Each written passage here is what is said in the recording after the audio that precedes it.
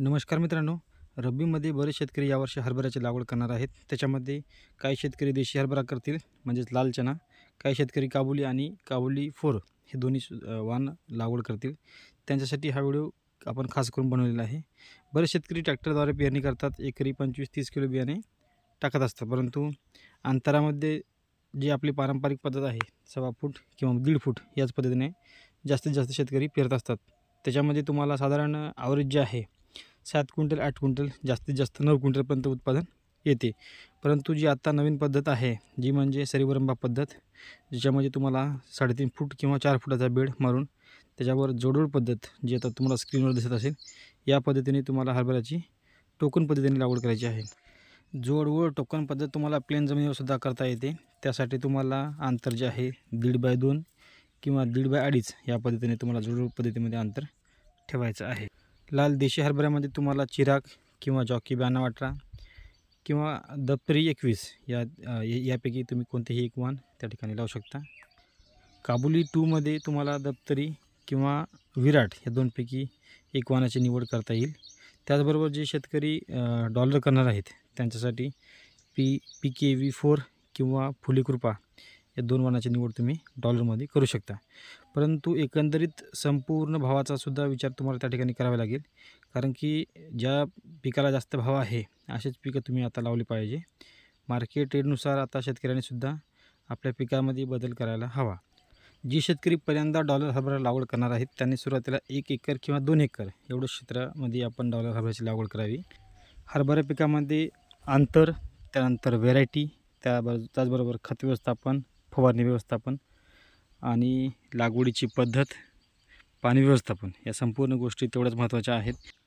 यावर्षी ज्या शेतकऱ्यांनी सोयाबीन बेडवर घेतलेलं आहे त्या शेतकऱ्यांनी जे बेड केले त्या बेडला मोडायचं नाही. त्याच बेडवर तुम्हाला आता रब्बीमध्ये हरभऱ्याची लागवड करायची आहे.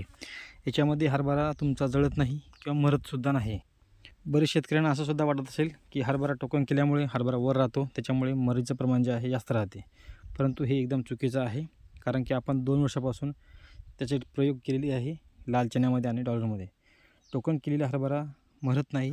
हरभरा पेरणीपेक्षा टोकन पद्धतीला जास्त उतारा येतो, कारण की टोकन पद्धतीमध्ये समान अंतरावर समान बी, त्याचबरोबर 2 झाडातील अंतर, या संपूर्ण गोष्टी आपल्याला मेंटेन करता येते. त्याच्यामुळे उत्पादनामध्ये 100% तुम्हाला वाढ बघायला मिळते. म्हणून जास्तीत जास्त शेतकऱ्यांनी यावर्षी ज्या शेतकऱ्याकडे पाण्याची व्यवस्था नाही म्हणजेच कोरडवा हरभरा करायचा आहे त्यांनी ट्रॅक्टरद्वारे पेरणी त्यांच्यासाठी चांगली राहील, कारण की तुम्हाला सोयाबीन निघल्याबरोबर हरभऱ्याची तुम्ही ट्रॅक्टरद्वारे पेरणी करू शकता म्हणजेच कोरडवाहू हरभरा. कोरडवाहू हरभऱ्यासाठी तुम्हाला दिग्विजय किंवा विजय हे 2 वाणापैकी एक वाण तुम्ही कोरडवाहूसाठी लागवड करू शकता.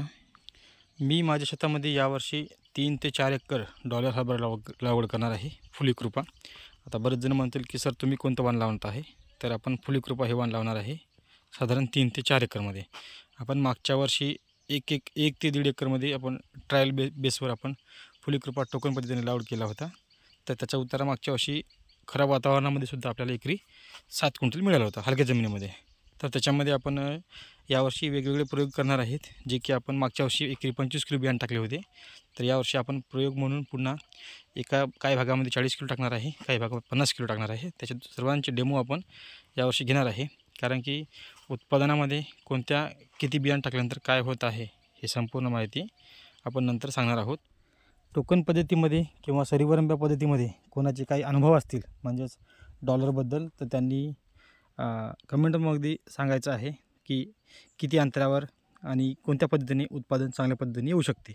कारण की बरेच शेतकऱ्यांना लागवडीमध्ये बरेच अशा चुका होत असतात. त्याच्यामुळे सर्वांनी एकत्र येऊन म्हणजेच एकमेकांना जे आपल्याला माहिती आहे त्याची संपूर्ण माहिती आपण इतरांनासुद्धा सांगली पाहिजे, जेणेकरून इतरांचेसुद्धा उत्पादनामध्ये चांगल्या पद्धतीने वाढ होण्यासाठी नक्कीच मदत होईल.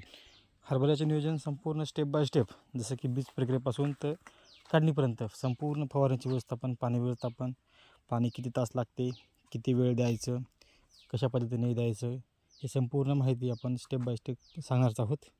त्या अगोदर आपण हरभऱ्याचे नियोजन आपल्या पद्धतीने करत असाल तर हा व्हिडिओ जे आहे ते तुम्ही जास्तीत जास्त शेतकऱ्यांना शेअर करा, जेणेकरून इतर शेतकऱ्यांसुद्धा या पद्धतीने करण्यासाठी उत्सुक होतील आणि चांगल्या पद्धतीने उत्पादनसुद्धा घेता येईल. अशाच नवनवीन माहितीसाठी चॅनलला सबस्क्राईब करा आणि लाईकसुद्धा करा आणि इतर मित्रांना शेअरसुद्धा करा. धन्यवाद.